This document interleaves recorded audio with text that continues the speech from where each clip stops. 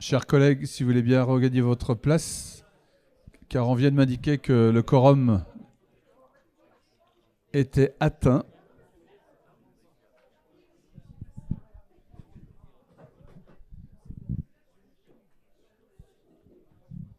À une personne près, ce qui veut dire qu'il vous est interdit de quitter cette salle avant la fin du conseil communautaire, sinon on n'a plus le quorum. Alors, comme il vous est interdit à qui que ce soit de sortir, je vais m'arranger pour que ça dure le moins longtemps possible. Vous êtes d'accord? Et par ailleurs, je crois que Nadine nous a préparé un bon repas. Bonne transition. Je vais laisser la parole à notre collègue Éric Delomo qui nous accueille ce soir.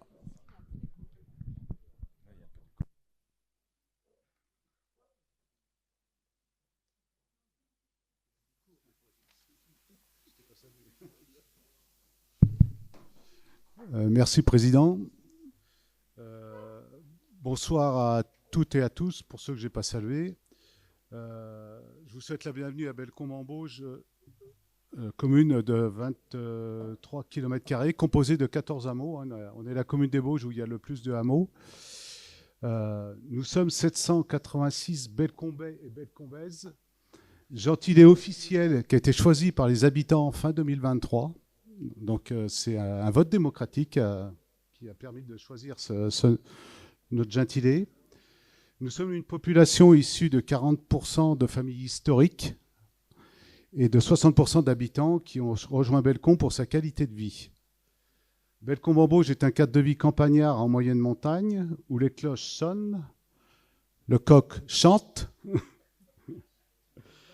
et parfois on est embaumé par le lisier.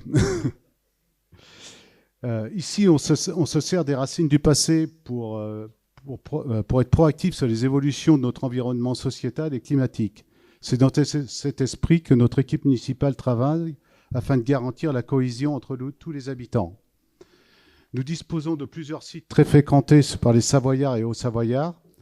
Les montagnes autour du hameau du Mont sont réputées pour la randonnée hiver comme été. La scierie à Grand 4 fonctionne tous les mardis en été. Le canyon du Pont du Diable, renommé pour la pratique du canyoning, et la grotte de Pérouge, où on partage les accès avec la commune de Harit, qui est connue des spéologues. Vous l'aurez compris, Bellecombe-en-Bauge est une commune où il est agréable de vivre dans un paysage magnifique et préservé. Je vous souhaite un bon conseil communautaire et on finira la soirée par un buffet préparé par notre restauratrice. Bonne soirée à tous.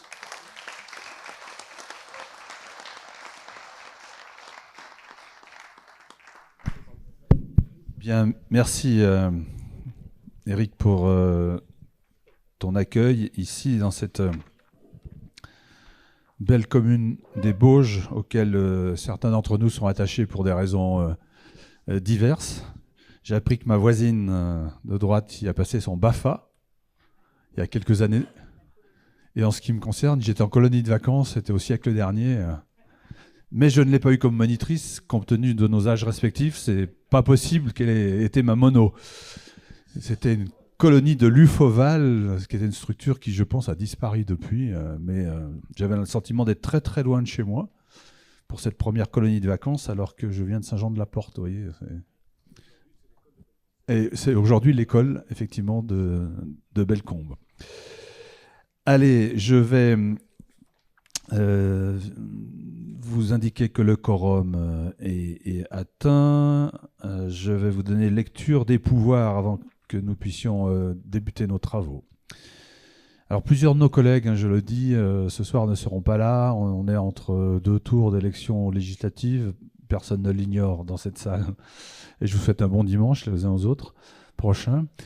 Et donc certains de nos collègues sont restés dans la vallée, si je puis dire, où il y a des rencontres, meetings, voilà, multiples et variés, qui les mobilisent. Alors Sophie Bourgade absente a donné pouvoir à Marie Bénévise, Valentin Hachet à Michel Dien, Raphaël Mouric à Jean-Benoît Cirino, Claudine Bonny à Isabelle Duneau, Marine Mithieu à Franck Morat, Marie Perrier à Éric Delomeau, Arthur Boineveux à Daniel Godard, Jean-Pierre Cazaza à Philippe Vuillermet, Jimmy Baba à Gaëtan Pochet, Alexandre Génaro à Philippe Gamin, Luc Berthoud à Pascal Mithieu, Corinne Wolf à Jean-Pierre Fressoz, Sarah Rotelli à Florence Bourgeois, Pierre Duperrier à Philippe Ferrari, Brigitte Beauchaton à Sandra Ferrari, Alain Thievna à Hervé Ferrou-Platet, Walter Sartori à Philippe Cordier, Céline Vernaz à Alain Gaget, Corinne Charles à Alain Caraco,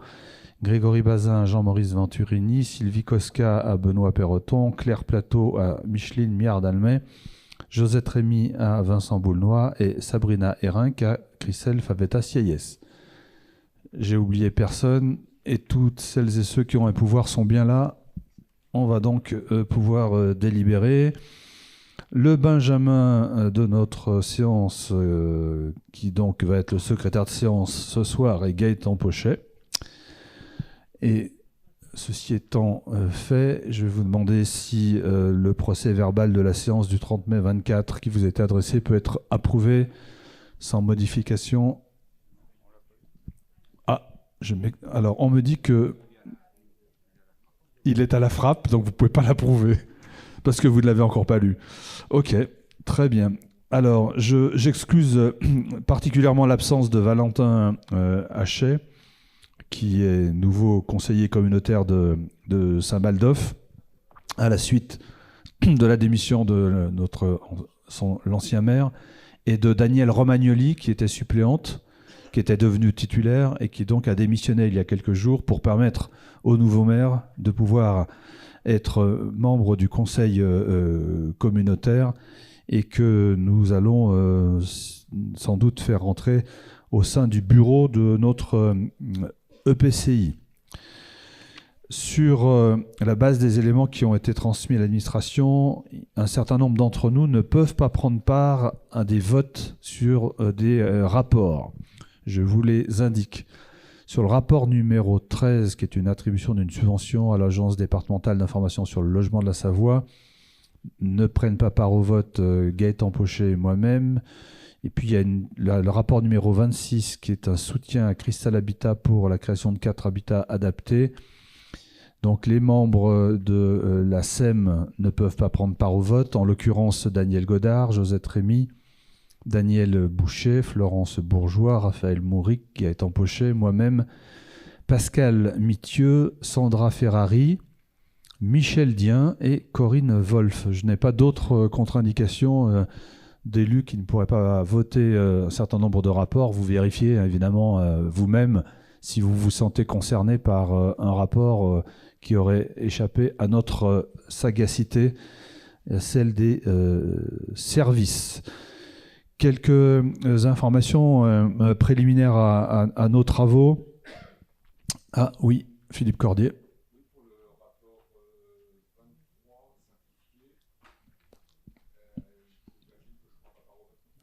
Le 23. GCAT, absolument. Voilà, merci d'avoir été vigilant. Pas d'autres remarques? Alors, on me dit que c'est pas incompatible. Donc, on vous redonne le pouvoir de vote. En quelque sorte. Oui, 2 ou 3 informations qui concernent notre territoire en totalité ou en partie. Sans doute avez-vous vu dans la presse que la candidature de notre territoire a été retenue pour faire partie des 15 premiers projets au niveau national de SERM, donc de services express régionaux métropolitains. En fait, l'idée a été développée par le gouvernement de mettre en place des sortes de RER métropolitains. Et cette idée s'est traduite par une loi le 23 décembre dernier qui fixait l'objectif de doter 10 grandes agglomérations du pays d'un service express régional métropolitain. Pour faire simple, les SERM sont finalement un dispositif qui vise à améliorer sensiblement l'offre de transport multimodal dans les territoires sur la base d'une armature centrée sur le renforcement de l'offre ferroviaire qui peut être complétée par le développement d'une offre de bus à haut niveau de service, de réseaux cyclables, mais aussi le développement de dispositifs de covoiturage, par exemple, d'autopartage, pour offrir une meilleure alternative à la voiture individuelle. Donc 10 avaient été annoncés par le président de la République. Nous étions un des territoires plutôt à l'échelle de Métropole Savoie, donc avec nos amis d'Aix-les-Bains et de Montmélian, auxquels se sont adjoints à leur demande l'agglomération de Annecy et l'avant-pays savoyard. Et donc on a présenté un rapport simplifié dans un premier temps auprès du ministère des Transports en indiquant que ce périmètre était sans doute le plus pertinent au regard des mobilités de nos concitoyens au quotidien sur ce territoire. Et le ministère des Transports, le ministre lui-même d'ailleurs des Transports, a arrêté une liste de 15 premiers projets dans lequel nous avons été effectivement retenus avec donc nos voisins de Grand Lac, de Cœur de Savoie, de Grand Annecy et de l'avant-pays savoyard. C'est, je pense, une belle reconnaissance à la fois de la pertinence du projet qu'on porte avec nos partenaires, et puis ça vient aussi conforter la politique que nous menons avec nos voisins qui vise à améliorer l'offre pour mailler le territoire à l'échelle du bassin de vie. Alors, il faut comprendre que ça n'est qu'une étape, c'est-à-dire en gros, notre candidature, elle est considérée comme pertinente et nous devrons, dans les mois qui viennent, déposer un dossier plus conséquent qui devra se traduire dans un premier temps par des études préliminaires à des réalisations qui se feront dans le temps. Et l'État, au niveau national, avait mobilisé 8 milliards d'euros pour accompagner ces 10 grandes agglomérations, notamment pour les aider à accompagner la procédure d'études préalable à des travaux. On attend d'ailleurs peut-être d'ici demain une nouvelle décision du ministre des Transports pour éventuellement agréer au niveau national. C'est fait à l'instant, me dit-on, pour que de nouvelles agglomérations puissent bénéficier aussi de cet accompagnement de l'État. Et je pense que le gouvernement avait à cœur d'arrêter cette liste avant ce week-end. Voilà. Et donc il y a 9 nouvelles agglomérations qui viendront s'ajouter aux 15 premières. Mais ce qui veut dire qu'il n'y en a que 24 à l'échelle nationale, ce qui finalement est assez peu. C'était prévu pour les 10 plus grandes. Il y en a 24. On est dedans, on ne va pas s'en plaindre. C'est pour nous une opportunité pour ensuite aller chercher des moyens financiers nous permettant ensuite de délibérer à l'échelle de ce SERM, de ce que nous mettrons en place ensemble. Alors, je suis sûr que le train ne viendra pas jusque dans les Bauges, mais même s'il y a une amélioration du transport, de l'offre ferroviaire sur ce territoire, ce sera aussi maillé avec les bus, notamment, qui pourront être améliorés dans leur offre de service. Deuxième information, on signera mardi 9 juillet avec Franck Morat et le préfet de Savoie, et plusieurs élus d'entre vous et des partenaires institutionnels, le nouveau contrat de ville, engagement quartier 2030. Et on ira pour cela sur les 2 quartiers qui sont labellisés, en l'occurrence le quartier du Biolay et des Hauts-de-Chambéry sur la ville de Chambéry. Le préfet de Savoie aussi et plusieurs partenaires institutionnels, l'agglomération de Chambéry ont lancé le dispositif territoire zéro non-recours sur le quartier de la poterie-forgerie à Cognin et le quartier du Biolay.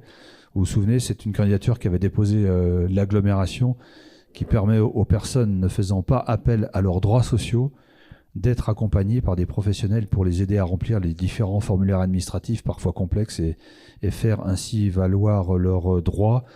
C'est 11 territoires au niveau national qui ont été élargis à 39 qui se sont engagés dans cette expérimentation menée par l'État. Et en fait, dans la réalité, on a été labellisé il n'y a pas loin d'un an, mais il a fallu former une équipe, un appel d'offres, former des personnes pour aller au-devant des gens qui sont concernés pour aller faire cet été du porte-à-porte dans les immeubles de ces quartiers afin d'aller vers les habitants. Et il y a une campagne de communication dans les points de rencontre de ces quartiers qui vont se mettre en place pour permettre de diffuser au maximum l'information. Plus traditionnel, une toile à la Belle Étoile sera reconduit cette année. Opération de projection ciné sur le territoire de l'agglomération où il y aura 27 séances qui seront programmées tout au long de l'été sur 18 communes, dont d'ailleurs plusieurs dans le massif des Bauges, puisque pour la 3e année, l'action Une toile à Belle Étoile s'insère dans un dispositif qui est mis en place par l'association Les Amis des Bauges pour proposer des projections dans le massif en collaboration avec Cinébus. Je voulais aussi vous indiquer que j'ai souhaité avant l'été organiser avec l'exécutif des réunions de secteur pour rencontrer les maires de l'agglomération, échanger avec eux sur plusieurs dossiers qui les concernent. La première réunion a eu lieu hier dans les Bauges au Châtelard. Nous en aurons une nouvelle le 8 juillet à la Motte-Servolex chez Luc Berthoud pour le secteur urbain. Le 9 juillet pour les Piémonts à Montagnole chez Jean-Maurice Venturini. Et toujours le 9 juillet chez Christian Berthemier qui nous accueillera à Saint-Jean-d'Arvey pour le secteur, le 10 sur le secteur du plateau de la Lesse. Sur les informations qui nous concernent directement, je crois qu'on va faire le tour.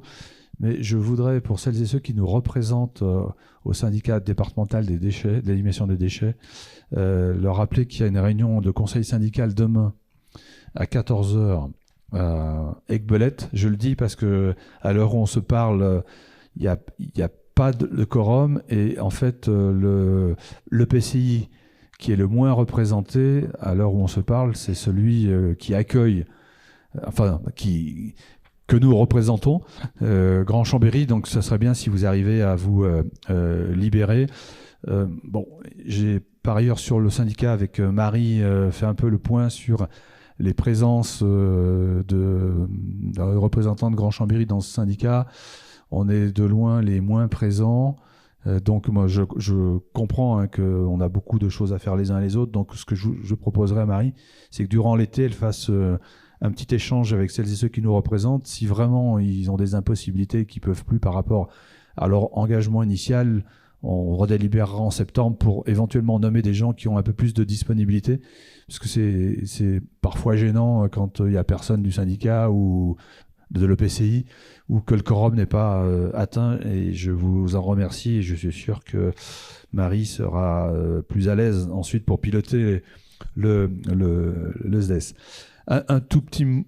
Le syndicat départemental Savoie Déchets, excusez-moi, pour l'autre syndicat.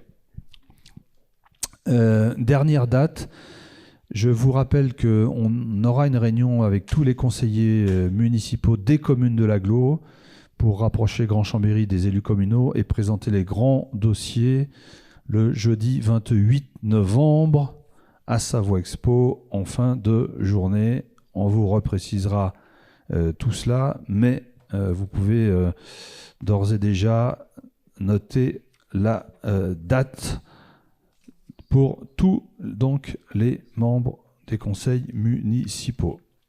On aura une prochaine conférence des maires, comme ça les dates seront connues le 5 septembre prochain à 18h. Et le prochain conseil de notre agglo, précédé d'un bureau, sera organisé le jeudi 19 septembre à 18h30 entre les Bauges et la Cluse à Saint-Jean-d'Arvey. Voilà. Merci, monsieur le maire, pour votre futur accueil. Conseil communautaire, allez, j'en viens aux différents rapports. Ah non, une dernière petite chose, vous avez peut-être sur la table, en tout cas moi je l'ai eu, ce magazine Entre nous, qui est donc le magazine d'information qui est délivré à l'ensemble des agents de Grand Chambéry, dans lequel ils trouvent toute l'actualité qui les concerne, qui nous concerne, qui est très bien réalisée, à ce point qu'il a reçu au niveau national le premier prix de la presse de l'information territoriale, délivré par Capcom, qui est l'association de la presse institutionnelle collectivité territoriale. Donc je pense que ça mérite un coup de chapeau pour notre service communication, et s'il y en a dans la salle, nous vous félicitons et vous faites passer évidemment le message, monsieur le directeur général, et on peut les applaudir.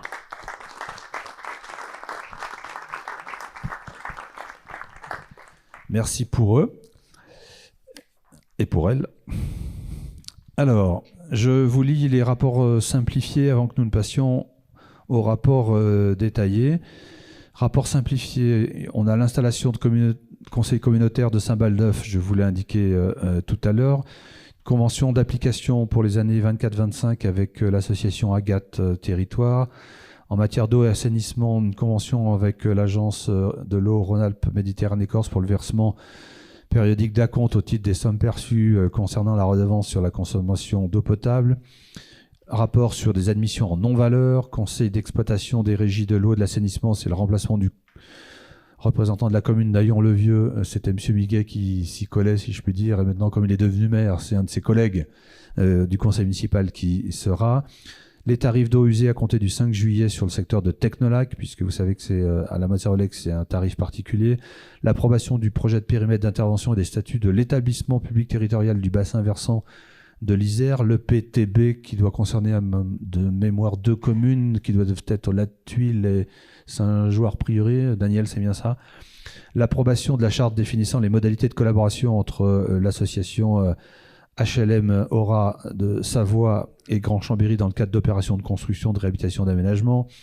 Il y a ensuite, sur le cadre technique, opérationnel et patrimonial d'exercice de la compétence gestion des eaux pluviales, c'est qui est responsable de quoi. Ça vous a été présenté à la fois en exécutif, en bureau des maires et en commission. Hein. C'est la répartition des compétences entre l'agglo et les différentes collectivités territoriales qui peuvent assumer une part de cette charge.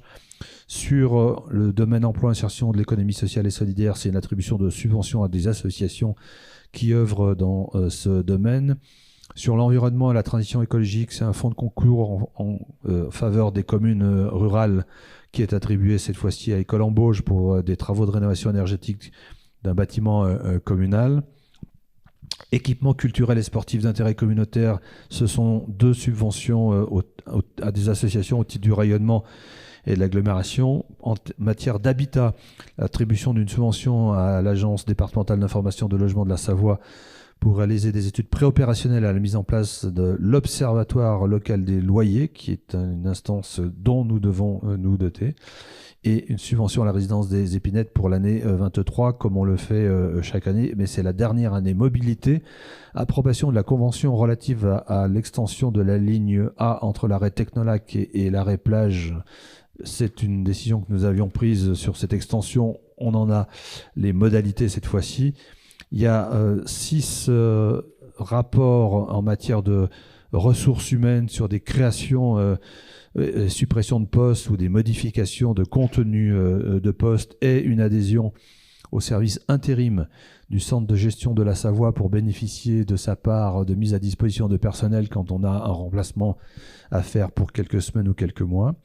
Et en matière de tourisme, il y a la communication du rapport d'activité 23 de Grand Chambéry Alpes Tourisme, l'approbation du budget 24 et du compte financier de la même structure, et l'approbation de versement de subventions à 2 associations, Chambéry Quelle Histoire qui anime le secteur historique de la ville sur la 2e quinzaine du mois d'août, et à tir à l'arc 3D la FECLA pour une manche de compétition du championnat de France de cette discipline sportive. Voilà, y a-t-il sur ces rapports simplifiés des demandes de précision à vos collègues? Non, j'en vois pas. Est-ce qu'il y a des oppositions, des abstentions? Il n'y en a pas. Je vous remercie. Nous devons procéder à l'élection d'un membre du bureau.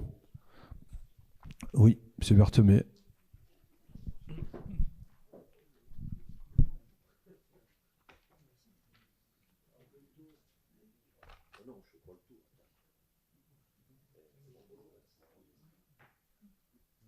Moi, j'avais simplement une question. Ça concerne... ça concerne, excusez-moi, voilà, la 2. La 2, j'avais une simple question. Il est noté qu'il est proposé de verser à Agathe Territoire les contributions suivantes: 110 000 € pour 2024, 110 000 € pour 2025. Est-ce qu'on vote il est proposé au conseil communautaire de contribuer de 110 000 € au titre des années 2024 et 2025. Mais c'est bien 2024 110 000 et 2024. Dans la rédaction, j'ai compris que c'était 110 000 pour les 2 années.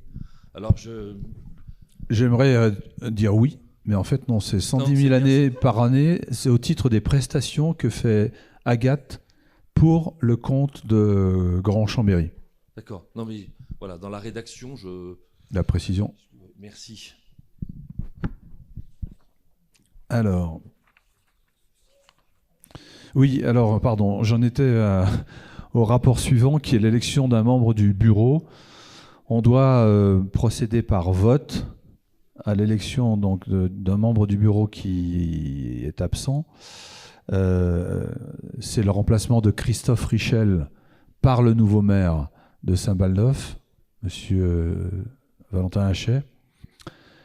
Est-ce que vous seriez d'accord pour que nous ne procédions pas avec un vote, avec une urne, et que nous puissions voter pour l'accueillir d'une façon par acclamation comme membre du bureau? Vous en êtes d'accord? Voilà. Je crois que les urnes, vous en avez ras-le-bol en ce moment. J'ai compris ça. Vous êtes d'accord? Pas d'opposition, j'imagine. Pas d'abstention, je vous remercie. Et donc, on accueillera avec grand plaisir ce maire qu'on peut applaudir, même s'il n'est pas là ce soir.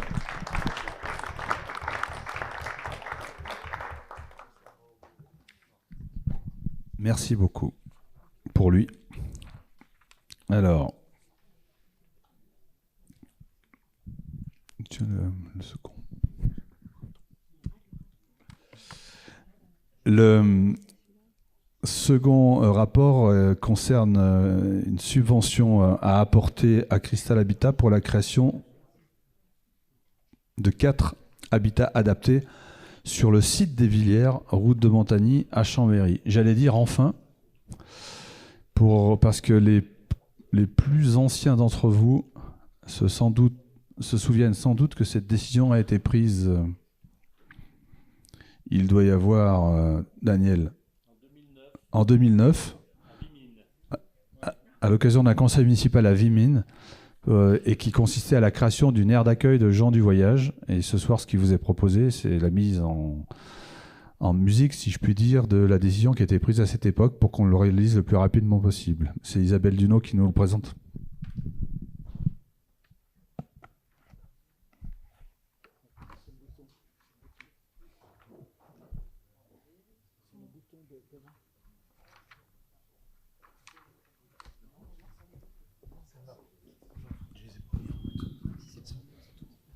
Oui, merci. Donc effectivement, les gens du voyage est un sujet qui nous occupe beaucoup, voire qui nous agite. Et vous avez rappelé, Président, qu'on s'inscrit dans le temps long parce que ce sont des recherches de foncier qui sont complexes à mener. Et donc là, c'est la concrétisation de ce projet ancien sur la commune de Chambéry, donc au lieu-dit Villières, sur la route de Montagny, pas très loin de Sonnas d'ailleurs. Donc un premier permis de construire avait été délivré en 2021. Il y a eu un certain nombre de concertations avec les associations riveraines et il y a eu un nouveau permis de construire en 2022. Ensuite, ça a nécessité la modification du PLUI HD pour introduire un STECAL, secteur de taille et de capacité d'accueil limitée. On en a parlé aussi avec certains d'entre vous récemment. Et donc, cette modification a été entérinée en fin d'année dernière, décembre 23. Alors, il y avait eu un montage, un tableau prévisionnel pour le projet d'origine. Le coût, on va dire, s'élevait à environ 600 000 € TTC. Vous avez le détail des recettes qui étaient prévues dans le plan de financement d'origine, donc avec des aides à la pierre, État et Grand Chambéry, avec des financements PLAI, puisque ces 4 logements adaptés relèvent donc du PLAI, prêt locatif aidé d'intégration, et sont à la fois construits, cofinancés et gérés obligatoirement par un bailleur social, s'agissant d'habitat adapté. Donc ces habitats adaptés, donc ce sont des maisonnettes, on va dire, qui comprennent un séjour, une chambre, évidemment un bloc sanitaire, séjour cuisine, etc. et une plateforme qui permettent notamment le stationnement de véhicules et d'une caravane annexe. Donc c'est à peu près sur un tènement de l'ordre de 250 mètres carrés pour chaque maisonnette. Donc le plan de financement d'origine, vous avez le détail avec subvention du département de l'ordre de 50 000 €, subvention de la CAF, subvention de l'État au titre du PLAI, d'ordre de 40 000 €. Étaient prévus donc des fonds propres de Cristal Habitat à hauteur de 100 000 € et donc une subvention d'équilibre de l'ordre de 250 000 € de la part de Grand Chambéry. Donc le projet depuis 2022 a évolué malheureusement à la hausse, puisque vous savez que les coûts de la construction ne sont pas à la baisse, loin s'en faut. Donc en fait, aujourd'hui, ce qu'on vous propose, donc, c'est une confirmation du principe de la participation de Grand Chambéry avec une subvention d'équilibre à ces 4 habitats adaptés, mais on reviendra en conseil communautaire pour préciser le montant définitif de Grand Chambéry, puisque le plan de financement est en cours d'ajustement, notamment avec le bailleur, pour essayer d'optimiser à la fois les fonds propres, la durée d'emprunt, etc., et pour essayer de minimiser cette subvention d'équilibre, mais qui devrait quand même probablement dépasser, on le verra quand on aura les tableaux définitifs, les 255 000 €. Donc ce que je voulais préciser au niveau de ces habitats, puisque j'ai rencontré nombre d'entre vous pour de la recherche de terrains familiaux, il y a 2 types. Il y a soit ce type de maisonnette d'habitat adapté qui est géré par un bailleur social, qui gère aussi avec un bail d'occupation les occupants, donc ils payent un loyer, qui peuvent bénéficier des aides au logement. Soit l'autre type de terrain familial, donc c'est un type, on va dire, de terrain avec moins d'aménagement, avec c'est réglementaire, il y a un décret qui précise le type d'aménagement, mais avec, on va dire, un espace de vie, bien sûr, des blocs sanitaires, et les gens du voyage vivent dans leur propre habitat personnel, caravane ou mobil-home. Donc c'est un peu les 2 types de terrains familiaux. Ce sont des terrains qui sont utilisés par des sédentaires. C'est ce qu'on évoquait avec certains d'entre vous très récemment. Ce sont des sédentaires qui sont parfois pour certains d'entre eux depuis plusieurs générations sur notre territoire. Et il y a une commission d'attribution qui permet d'attribuer à partir des demandes qui sont faites. C'est comme un logement social, que ce soit pour ce type d'emplacement ou pour des emplacements dans des terrains familiaux plus allégés, on va dire. Il y a une commission d'attribution en fonction des dossiers et dans lequel siège le maire de la commune, notamment. Voilà, donc ce que je voulais dire sur ce dossier. Donc, il vous est proposé donc, de confirmer la participation de principe de Grand Chambéry à cette opération de création de 4 habitats adaptés par Cristal Habitat, et de préciser lors d'une délibération ultérieure à l'automne, dès que ce sera possible, espérons en septembre, le montant exact de la participation de Grand Chambéry, le plus ajusté possible, au vu des derniers chiffrages qui sont en cours au niveau des travaux et de la confirmation aussi de la part des autres acteurs, des autres partenaires financiers, de la confirmation de leur participation. Merci. L'idée, c'est de faire que cette réalisation se fasse le plus rapidement possible. Elle a traîné pendant plusieurs années pour des raisons qui vous ont été indiquées sur notamment un permis de construire qui a été délivré, une association qui s'est créée demandant à ce que l'implantation soit revue en dialogue avec les deux communes, la commune de Sonnaz qui est tout à fait riveraine de l'implantation et la commune de Chambéry. Il a fallu revoir les plans de construction, aller rechercher de nouveau des partenaires financiers, et on est en train de voir comment, en jouant sur le délai du bail amphithéotique, puisque c'est sur un terrain qui a une partie à puissance publique, on peut lisser, grâce à Cristal Habitat, l'effort financier pour fixer notamment le montant du loyer. Voilà. Est-ce qu'il y a sur cette délibération? Oui, Gaëtan Pochet.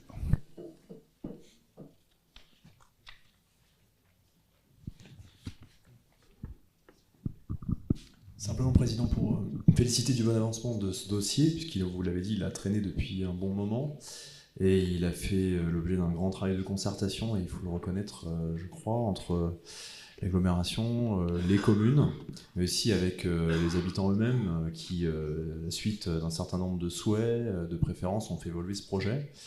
Et je crois qu'il faut vraiment se féliciter que ces populations spécifiques soient accompagnées, et pour celles et ceux qui fréquentent les marchés régulièrement, on est en interface avec les gens du voyage qui nous rappellent régulièrement le bon avancement de ce projet. Donc c'est une étape qui n'est pas définitive, mais franchement, bravo. Et bon courage à Isabelle pour ton travail de répartition équilibrée en matière foncière de ces sujets.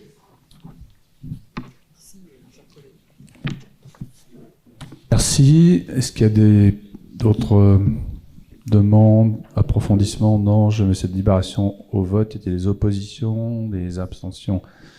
Il n'y en a pas. Et donc, les administrateurs de Cristal Habitat n'ont pas pris part au vote. Et je vais laisser la parole à Gaëtan Pochet, conseiller communautaire délégué chargé de l'habitat et du foncier associé, pour la présentation et l'adoption du bilan triennal 2022 du volet habitat du PLUIHD.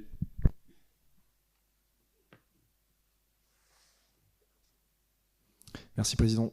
Je crois que nous avons une présentation que je vais pouvoir synthétiquement vous dérouler. Donc nous avons donc un PLUIHD qui fait l'objet d'un bilan triennal et qui nous permet de nous poser pour faire un état des lieux en matière d'habitat sur les enjeux de notre agglomération. Voilà, on fait face en quelques mots, on le sait chacune et chacun d'entre nous, à une crise du logement qui est à la fois structurelle, qui fait l'objet de changements sociétaux très importants, et en même temps avec une conjoncture qui est très dégradée, qui est inédite dans l'histoire de notre agglomération, mais aussi l'histoire du pays. Toute la chaîne du parcours résidentiel est grippée. On en a parlé les uns, les unes et les autres. On a un certain consensus sur les causes de cette crise du logement, mais on a aussi besoin d'affiner un diagnostic local sur quels sont les besoins de notre territoire pour identifier des solutions qui soient évidemment adaptées à chacune de nos spécificités.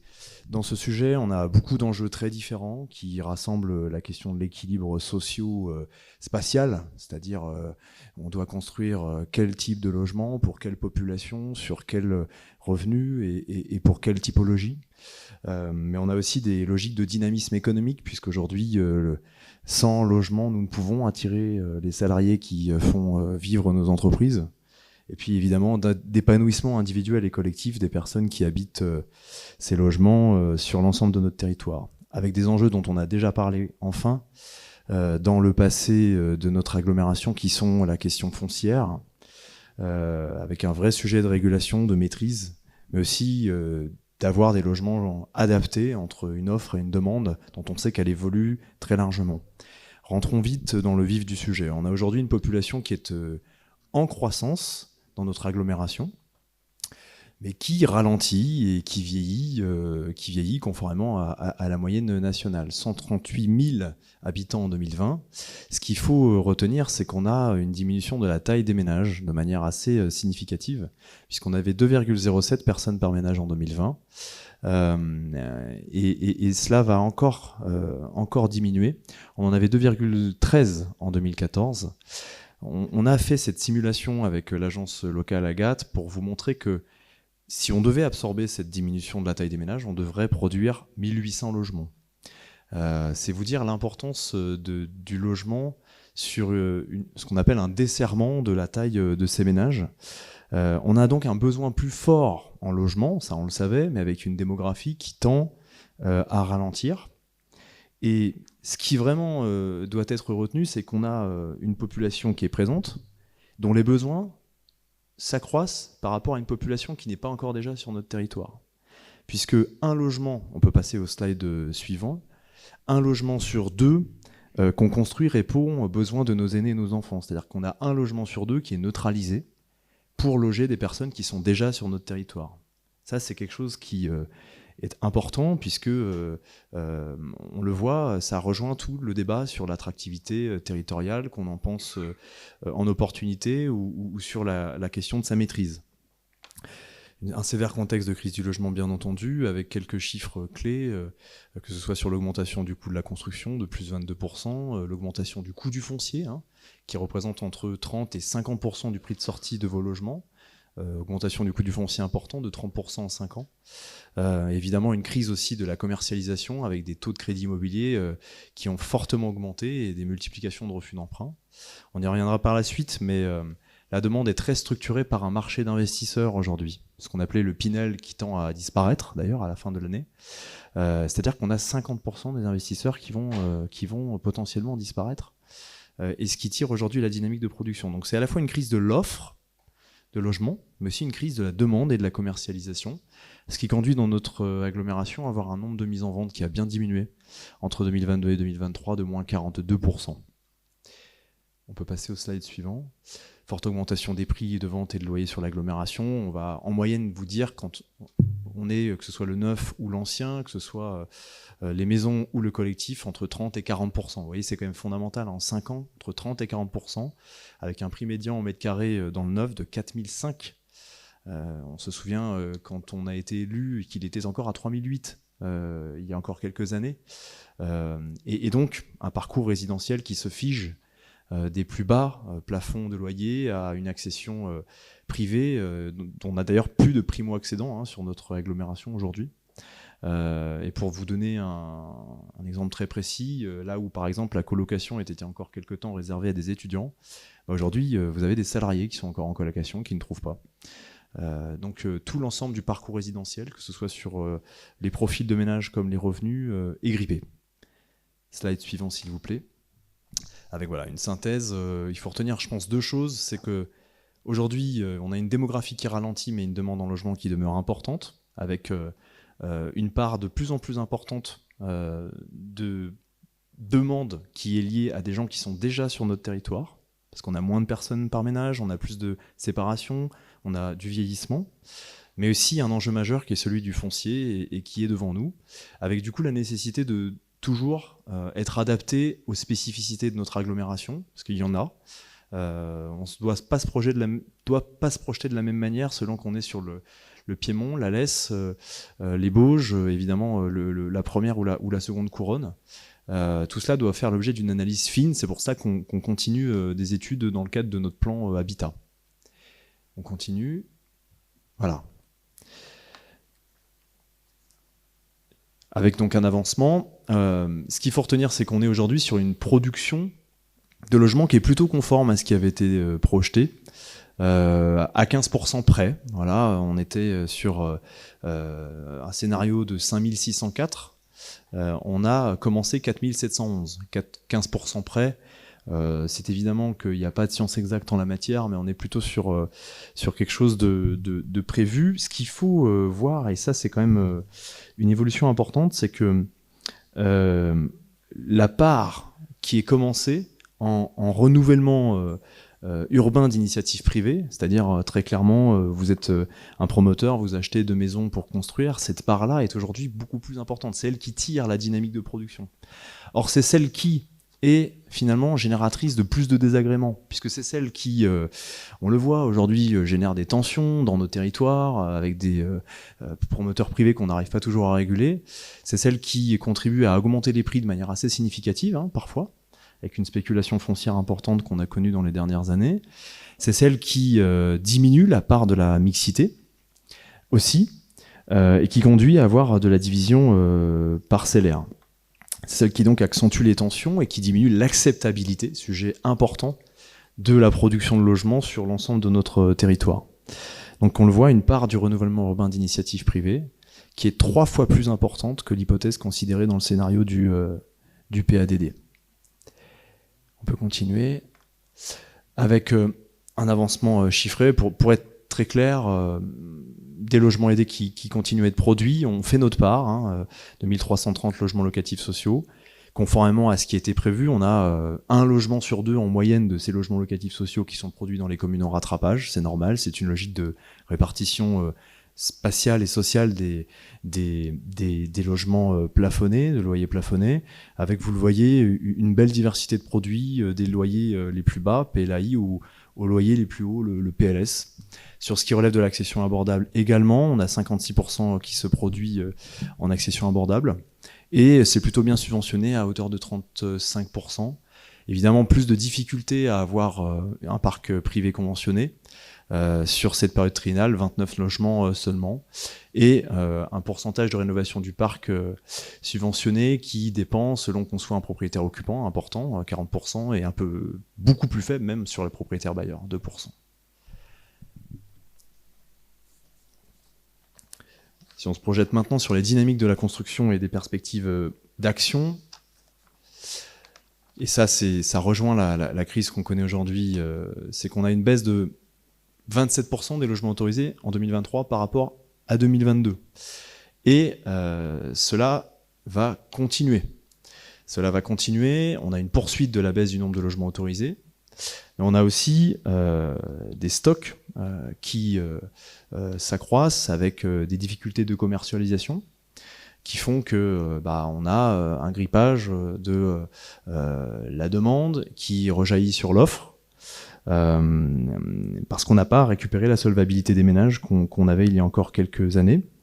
Et donc, on le voit, une diminution du nombre de logements autorisés en 2023, des difficultés de commercialisation en 2024, et donc une réduction encore plus significative du nombre de logements commencés. Ça traduit en réalité le ralentissement de la production neuve en 2023 qui va progresser sur les années suivantes.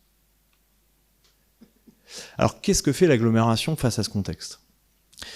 Déjà, elle veille à adapter son offre, son dispositif, qui est un dispositif d'accompagnement financier du volet habitat, puisque, évidemment, comme on a un ralentissement de la dynamique de production en 2024, on peut assez légitimement penser qu'on va sous-consommer une enveloppe qui est budgétée. Et donc, que faire pour être plus efficient dans cette conjoncture dégradée ? Eh bien, on ajoute à ce qui est cette enveloppe financière une liste complémentaire d'opérations neuves qui pourraient être subventionnées en cas de reliquat financier, puisque ce sont des opérations qui sont parfois plus déficitaires, plus difficiles à équilibrer, et nous avons pensé aux résidences sociales, par exemple. Et puis on augmente aussi le nombre de ménages primo-accédants qui peuvent bénéficier de la prime aglo-logement, on en avait moins avant, donc en gros, plus de personnes pourront être aidées par la prime aglo-logement à la suite de cet amendement. Ça demande une gestion fine qui est adaptée à la conjoncture, et tout cela mérite d'être mis à l'épreuve, mais ce sont au moins 2 évolutions qui nous permettent d'adapter un dispositif financier de l'habitat. Et puis évidemment, le deuxième axe de travail, c'est celui qui est devant nous, c'est comment on qualifie le besoin du territoire. Puisqu'on a annoncé une étude sur le besoin de production de logements sur le territoire, donc Agathe a fait ce bilan triennal, mais on doit encore, je le disais en début de propos, affiner quels sont nos besoins réels, et ils diffèrent selon l'endroit où on habite, pour pouvoir adapter nos dispositifs.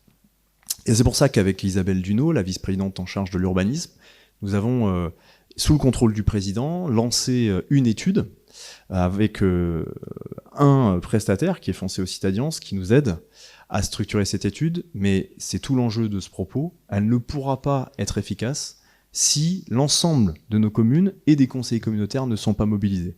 Parce que ça ne doit pas être une énième étude qui est mise en place, ça doit être une étude où les maires, où les conseillers communautaires, où les élus, de manière générale, sont associés pleinement pour faire valoir leurs besoins. Et selon ça, nous n'y arriverons pas. On peut peut-être continuer le slide. C'est la fin. Très bien.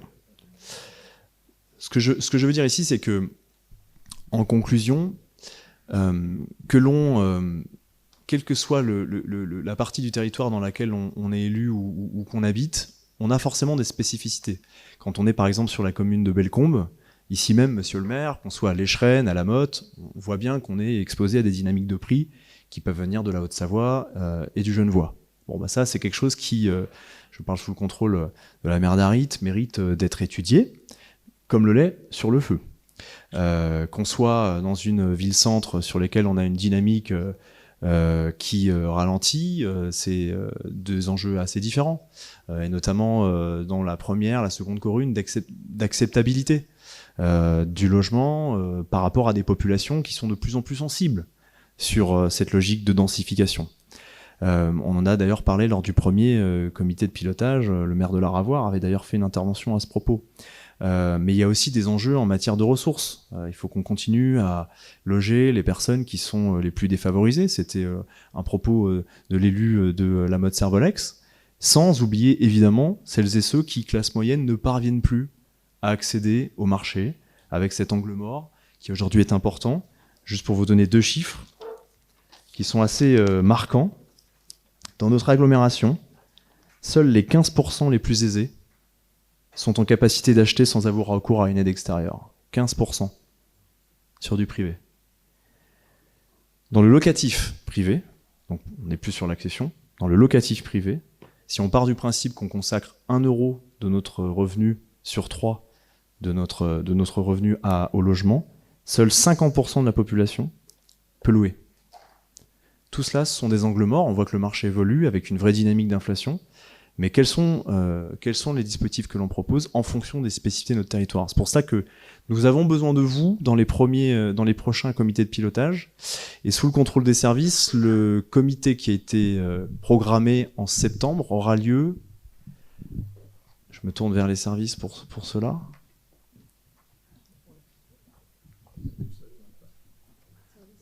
Début septembre. On reviendra vers vous avec une date affinée. Mais on a vraiment besoin de vous. Voilà, c'est ça le message. Et à votre disposition pour répondre à vos questions.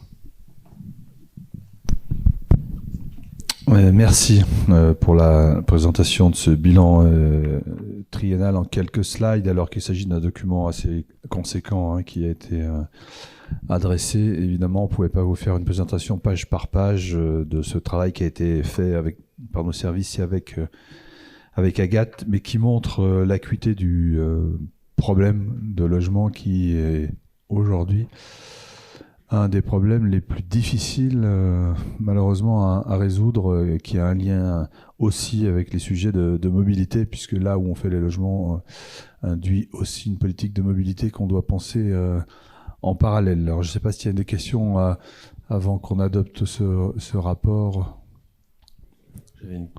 Pardon, Christophe Pierreton. Bon, merci, Monsieur le Président. Bon, une question très rapide. Merci déjà pour cette présentation détaillée. Est-ce qu'après, on doit le présenter dans nos communes, ce bilan, ou il n'y a pas de... Non.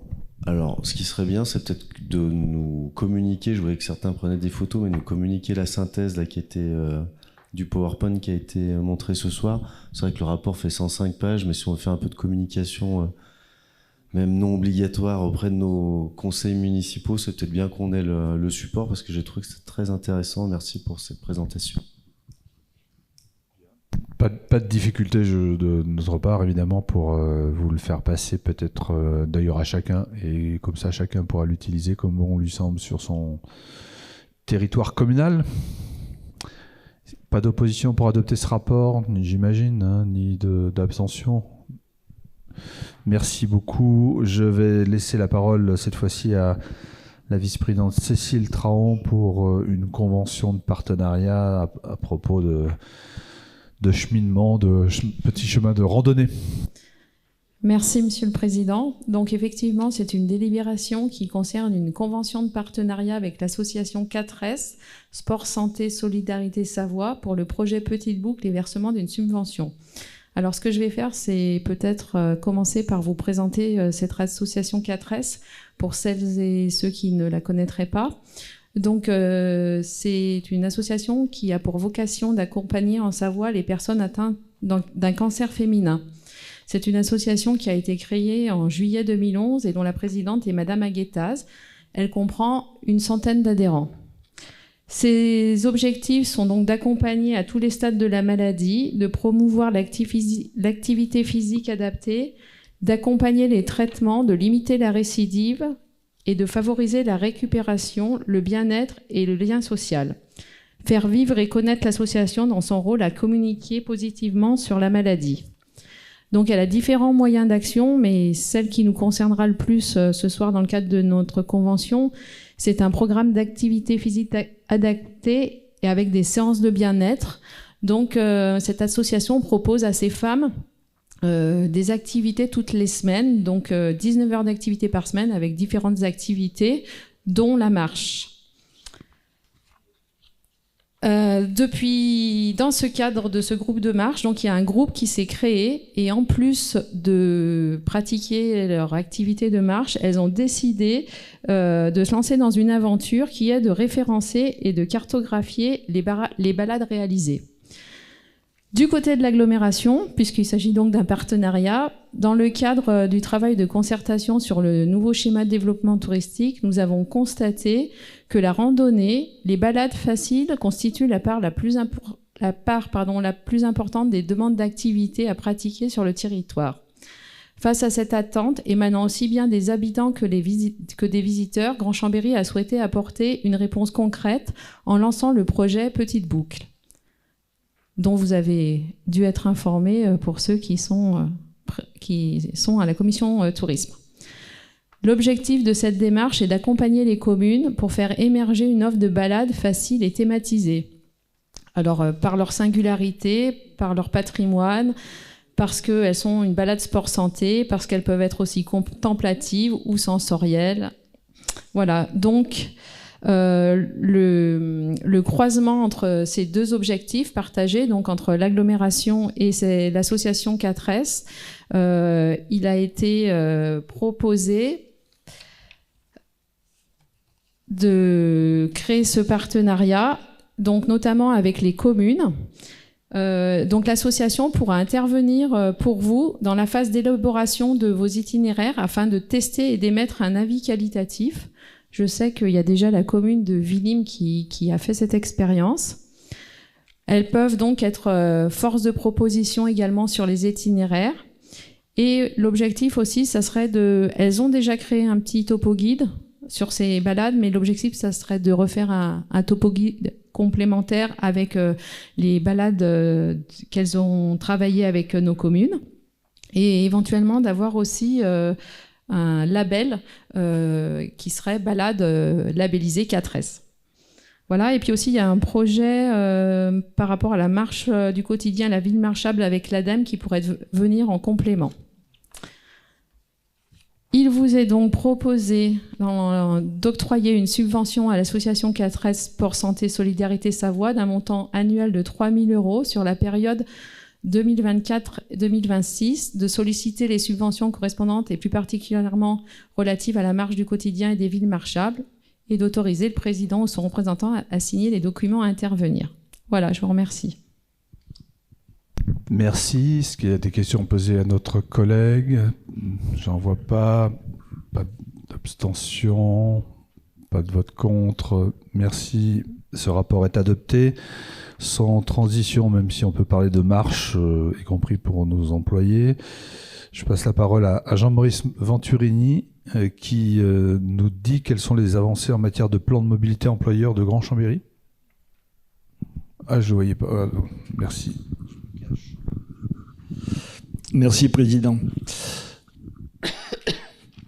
Grand Chambéry a donc souhaité adopter un nouveau plan de mobilité employeur, le PDME, une démarche qui vise à améliorer les trajets domicile-travail et déplacements professionnels en favorisant l'usage de modes de déplacement autres que la voiture individuelle. Ce plan de déplacement, c'est un facteur d'attractivité pour la collectivité, pour attirer des nouveaux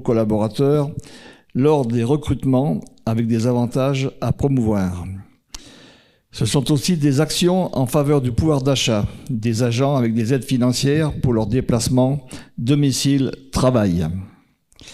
C'est également encourager les agents qui le peuvent à privilégier les modes de déplacement actifs, ce qui est bon pour leur santé.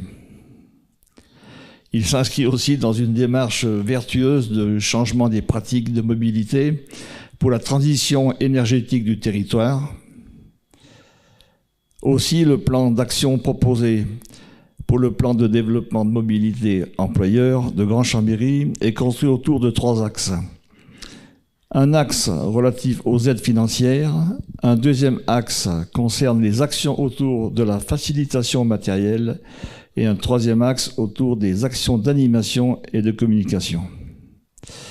Parmi les actions phares et impactantes, la mise en place du forfait mobilité durable, un dispositif financier de soutien aux salariés du secteur privé et agents des services publics pour leur déplacement domicile-travail. La mise en œuvre du plan de déplacement est prévue pour septembre 2024. Des actions d'animation seront organisées sur les différents sites de Grand Chambéry pour le faire connaître auprès des agents. Il est proposé au Conseil communautaire d'approuver le plan d'action du PDME détaillé en annexe et notamment les aides financières qui y sont attachées. Merci beaucoup. Tout cela a fait l'objet de discussions avec les organisations représentatives et ça a été présenté évidemment aussi dans la commission ad hoc, mais je ne sais pas si vis-à-vis de ces propositions d'accompagnement pour privilégier des modes alternatifs à la voiture, vous avez des remarques particulières à la lecture du rapport? Non? Il n'y a pas d'opposition à ce qu'on accompagne donc nos salariés ainsi? Ni d'abstention, merci beaucoup. Isabelle Duneau, je crois que vous avez un rapport à proposer sur la modification numéro 5 du PLUI HD. Oui, Président, donc comme vous le savez, il y a toujours cet enchevêtrement de modifications en cours, puisque l'enquête publique de la modification numéro 4 vient de se terminer le 30 mai. La commission d'enquête nous a remis son procès-verbal et donc prochainement son rapport. Et donc là, nous avons engagé, bien sûr, avec l'ensemble des communes, la modification numéro 5. Cette modification, donc, nous devons délibérer de façon classique sur 2 sujets, les objectifs poursuivis et les modalités de concertation préalable. Donc, cette modification va modifier un certain nombre d'OAP, d'orientation, d'aménagement et de programmation, sectorielles et thématiques, pour prendre en compte un certain nombre de projets. On a travaillé longuement avec les communes là-dessus, c'est en cours, va toucher le règlement écrit et graphique, notamment au niveau des emplacements réservés, avec des modifications de zonage. Une des particularités de la modification numéro 5, on l'a déjà évoqué, c'est qu'elle sera approuvée à l'automne 2025, fin 2025, donc c'est la dernière de cette mandature. Et puis, autre particularité, c'est que notre PLUI HD ayant été approuvé en 2019, il y a un sujet au sujet des zones 2AU, les zones d'urbanisation future, mais à long terme, donc qui sont pour l'instant bloquées parce qu'elles sont insuffisamment équipées et desservies. Et donc, la question se pose soit de les ouvrir à l'urbanisation avec une OAP, soit de les laisser en 2AU, mais elles ne pourront être ouvertes ensuite que par une révision, soit, pour certaines d'entre elles, d'être reclassées en zone agricole ou naturelle. Alors, cette modification numéro 5, on l'a évoquée avec vous, en conférence des maires notamment, on s'inscrit dans la perspective de la loi climat et résilience et du futur objectif en 2050 de zéro artificialisation nette. Donc, c'est-à-dire que on va collectivement regarder avec attention les terrains qui sont ouverts à l'urbanisation, s'ils sont nécessaires, stratégiques, indispensables, pour soutenir la production de logements qu'évoquait mon collègue tout à l'heure, pour soutenir le développement économique, pour des équipements publics, ou si certains d'entre eux sont moins importants, moins stratégiques, moins bien placés et peuvent éventuellement, puisqu'il s'agit toujours, les zones de AU, de zones agricoles ou naturelles, hein, peuvent être reclassées en zone A ou N pour épargner, préserver au mieux les zones agricoles et naturelles et puis continuer cette trajectoire et cet effort dans cette perspective de ZAN. Alors un des sujets aussi, et vous le savez, puisque ça nous occupe et ça nous agite, comme je le disais tout à l'heure, un des sujets de cette modification numéro 5 et qui est important là aussi, c'est de trouver des terrains familiaux pour l'accueil des gens de voyage sédentarisés. Donc c'est quelque chose d'important. Nous en manquons de façon importante et nous cherchons vraiment avec grande détermination des terrains dans l'ensemble des communes, de façon privilégiée, on va dire, sur les terrains, sur les communes urbaines et de la Cluse pour des questions de services, de commerce, d'accessibilité, mais ça pourra faire l'objet, dans le cadre de cette modification, de création de STECAL, donc secteur de taille et de capacité d'accueil limitée, en zone agricole ou en zone naturelle pour l'accueil de gens du voyage. C'est prévu expressément par le Code de l'urbanisme. Donc, c'est pour ça qu'on a travaillé de façon soutenue ces derniers mois pour essayer donc d'identifier des sites qui pourront être proposés à la concertation préalable, puisque là on parle de la concertation préalable. Ensuite, avant d'aller vers un dossier plus abouti. Alors, une modification, rappelons-le, ce n'est pas une procédure de révision. Une modification, on peut changer. On ne peut pas changer les orientations du PADD, le projet d'aménagement et développement durable, qui est le projet politique. On ne peut pas réduire un espace boisé classé, on ne peut pas réduire une zone agricole ou une zone naturelle. Ça, c'est important parce que vous êtes, mesdames et messieurs les maires, sollicités quasiment tous les jours par vos habitants qui ont besoin, forcément, probablement légitimes, mais qui souhaitent construire sur une parcelle contiguë à leur terrain et qui est une parcelle en zone agricole et naturelle. On n'a pas le droit de déclasser une parcelle agricole ou naturelle pour la reclasser en constructible par une modification. Ça n'est pas possible. On n'a pas le droit par une modification de réduire des protections patrimoniales ou environnementales.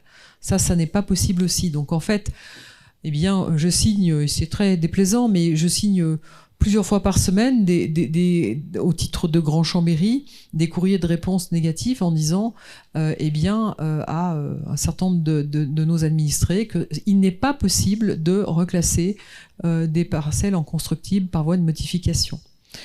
Bon, et puis en plus, dans la perspective du ZAN, c'est vrai que ça va être de plus en plus compliqué, même lors d'une future révision. Ça, c'est une autre affaire. Donc, les objectifs poursuivis, donc, ce sont ceux-ci. On vient de les évoquer. Le projet de modification respectera bien sûr ces critères juridiques, ces exigences juridiques. Et donc, sur les modalités de concertation préalable. Donc, si on rappelle le calendrier, on est en train d'assembler le dossier et on s'achemine vers une concertation préalable qui durera 4 semaines au minimum, qui se situera en septembre-octobre, donc à la rentrée. Et donc cette concertation préalable a pour but d'informer le public sur le contenu futur de la modification et de permettre au public de s'exprimer, d'exprimer ses observations, bien sûr, sur le dossier de modification. Donc ce dossier de concertation sera de façon classique tenu à disposition à la fois au siège de Grand Chambéry, à l'antenne des Bauges et puis donc dans un certain nombre de sites au jour et heure habituels d'ouverture. Et donc le public pourra prendre connaissance de ce dossier, faire part de ses observations.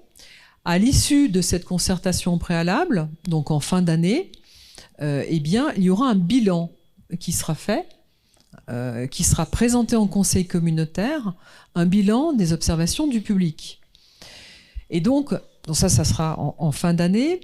Et donc on ajustera, on finalisera le dossier définitif, enfin, le dossier définitif de la modification numéro 5, qui passera ensuite en enquête publique. Et là, on se situera au printemps 2025. Donc là, il y aura à nouveau enquête publique, traditionnellement, donc, avec commission d'enquête, permanence, comme nous venons de le vivre pour la modification numéro 4. Enquête publique, donc observation bien sûr du public, observation des personnes publiques associées, dont l'État, dont un certain nombre d'organismes, les chambres consulaires, la chambre d'agriculture notamment, ensuite l'autorité environnementale qui donne son avis. Et donc tout cela nous amènera à amender, finaliser le dossier au vu des observations à l'enquête publique, au vu des observations et du rapport de la commission d'enquête et au vu des avis des personnes publiques associées. Ça nous amènera donc à approuver le dossier finalisé et éventuellement amendé, donc à l'automne 2025. Donc on est toujours sur quand même un travail de longue haleine dans la durée, donc pour cette modification numéro 5. Donc je vous propose donc d'approuver les objectifs poursuivis et les modalités de concertation préalable, d'autoriser le président à fixer les dates de début et de fin de concertation, donc qui se déroulera 4 semaines minimum, septembre-octobre de cette année, et de préciser que cette délibération fera l'objet d'un affichage en bonne et due forme. Merci. Bon, chacun a conscience que cette délibération, elle lance un processus qui va nous occuper pendant quelques mois.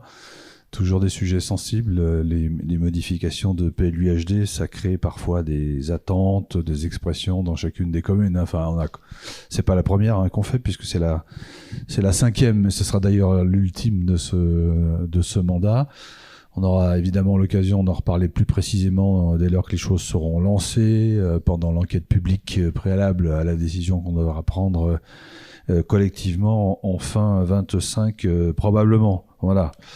Alors je ne sais pas si vous avez des questions à poser à Isabelle sur le lancement et les axes de cette modification, donc numéro 5, avec les objectifs qui vous ont été présentés aux unes et aux autres. Eh bien non, les choses sont finalement très clairement présentées et comprises. Donc je vous propose de la mettre au vote. Y a-t-il des oppositions? Y a-t-il des abstentions? Il n'y en a pas. Ce rapport est donc adopté. Donc, je pense qu'on va dire qu'on a eu le conseil communautaire le plus rapide, puisqu'on est au bout de nos travaux ce soir. Je veux quand même rappeler à l'exécutif qu'il y a la semaine prochaine une réunion un peu séminaire sur l'évolution du projet d'agglomération, notamment je crois que c'est mardi matin, c'est ça. On vous le dira, ça sera pas au siège, on a essayé de faire ça à l'extérieur, donc mardi 9. Je rappelle les réunions de secteur que j'ai dit tout à l'heure où l'exécutif aussi est mobilisé, ainsi que les maires évidemment dans vos territoires respectifs. Et ça n'est qu'à l'issue de ces réunions de secteur que vous pourrez partir l'esprit léger en vacances. Voilà. Donc bonnes vacances à toutes et tous. Merci pour ce travail au cours de l'année qui vient de s'écouler, où je crois que chacun a mis du sien pour que nous ayons un travail collaboratif efficace dans l'ambiance la meilleure possible. Et je vous souhaite une bonne soirée et merci pour l'instant que nous allons partager ensemble plus convivial. Et bonne soirée.